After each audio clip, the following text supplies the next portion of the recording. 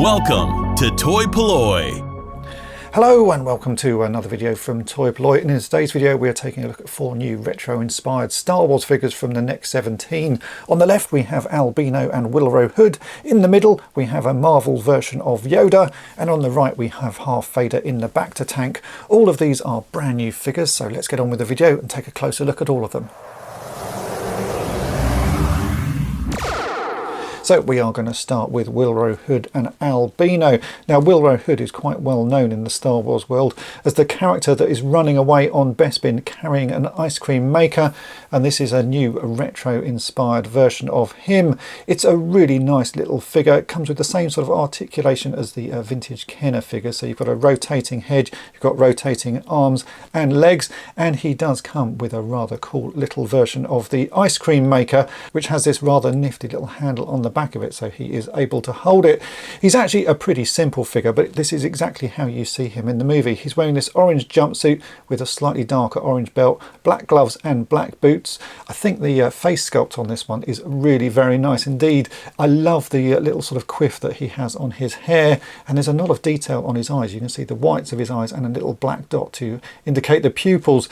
It's just a really nice figure, and I know he's a sort of obscure background character, but I can see many people wanting to add this one into their collection.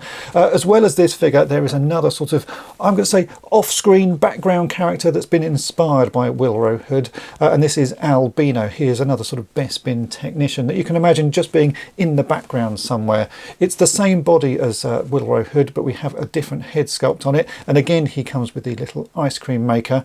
I think these are 2 absolutely fantastic figures, and if you make dioramas and things like that, it's lovely to have extra characters that you can put into those displays.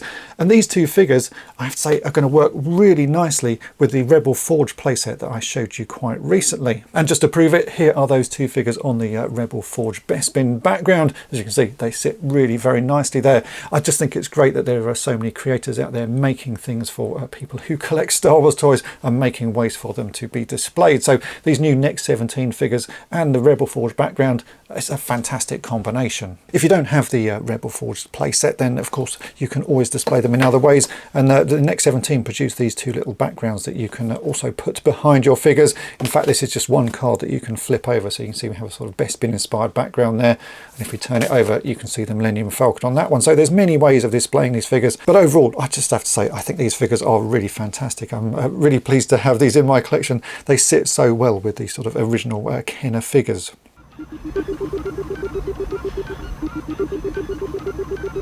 Next up we have a really rather cool version of Yoda based on what you see in the Marvel comics.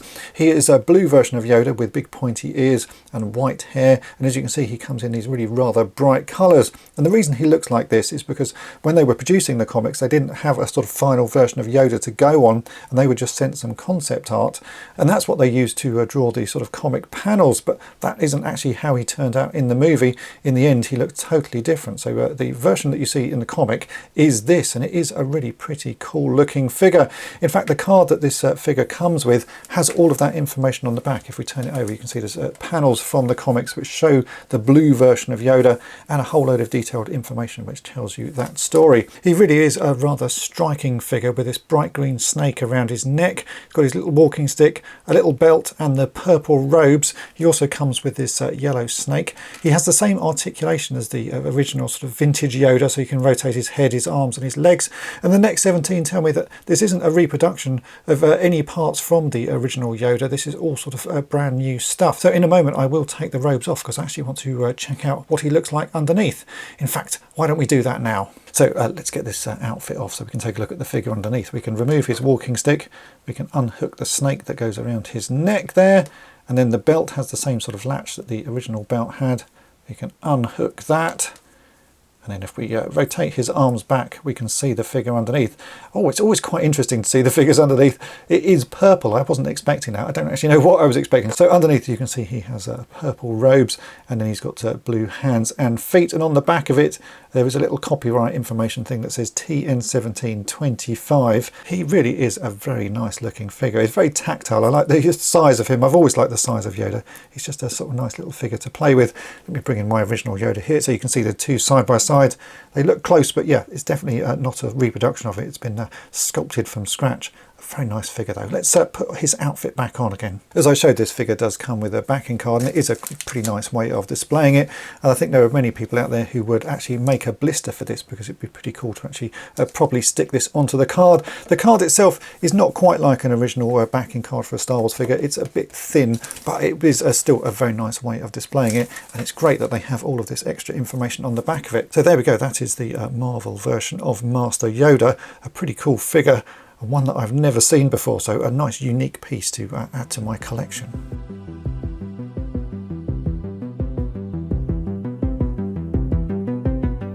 And then finally we come on to Half Vader, which is a sort of expanded universe version figure. So this is Darth Vader after he's had an attack with Anakin, so he's lost both his arms and his legs, and he's being sort of looked after and held in a Bacta tank. This is the same Bacta tank that I showed in a previous review with Luke Skywalker inside it, although this has now had the top and bottom sections cast in plastic. This figure is, again, a really rather unique one, because I don't think I've seen any sort of vintage Star Wars figures with arms and legs missing, and as you can see on display like this, it really is rather a cool looking figure. The Bacta tank has been upgraded a little bit from the previous one that I showed you, because there's now a harness inside, so you can hang this figure in it. In fact, you can get the harnesses separately, so you can add that to your Bacta tank version of Luke. But let me open this up so I can show you the figure inside, because he is pretty cool. To get the figure out, you have to remove the top section like that, and then you can grab the harness that he's held on with, and we can remove the figure completely. As you can see, the harness is made out of a few separate pieces that hook under the arms, and we have this little mask that sits over the top of the figure, and that actually attaches onto a small peg on the side of the harness. You can see actually the peg here, that clips in place, so that holds the little mask onto the figure. So if we unhook that, just by doing that, we can take the harness off and get access to the figure. I will also remove the mask as well, so you can see the face underneath. So here we go. This is Half Vader, a very battle damaged version of Darth Vader, missing the bottoms of both of his arms and the bottoms of both of his legs. Now, if you don't have the Bacta tank to display this figure in, there is actually a hole in the bottom of his leg there, and you can stick that onto a normal display stand and display the figure like that. But really the best way of displaying this figure is inside the Bacta tank. As you can see, we've got a nice amount of detail going on the face, and lots of sort of scarring and little red lines to indicate the damage that poor old Darth Vader has suffered in the many battles that he's had. He is also wearing some black trunks to keep his dignity intact. This is a really pretty sort of odd looking figure, but I do really like it. I've never seen a Star Wars figure like this with sort of arms and legs missing, certainly in the vintage style. I think it works really well. It's a little bit gory, I suppose, in the fact it's got some sort of blood marks and scratches on it, and I guess Kenner probably wouldn't have done that on a action figure. But this is a sort of fan creation. I think it's working really rather nicely. Let me put him all back together, because I think he does look much better hanging inside that Bacta tank. And there we go. We now have Half Vader back inside the Bacta tank. As I say, it's a really lovely figure and a fantastic way of displaying it. So there we go. That is it for my review of these new figures from the Next 17. If you want to grab some for yourself, then do head to thenext17.com. I will put a link to that in the description. I do think each new wave of figures that the Next 17 are producing are getting better and better.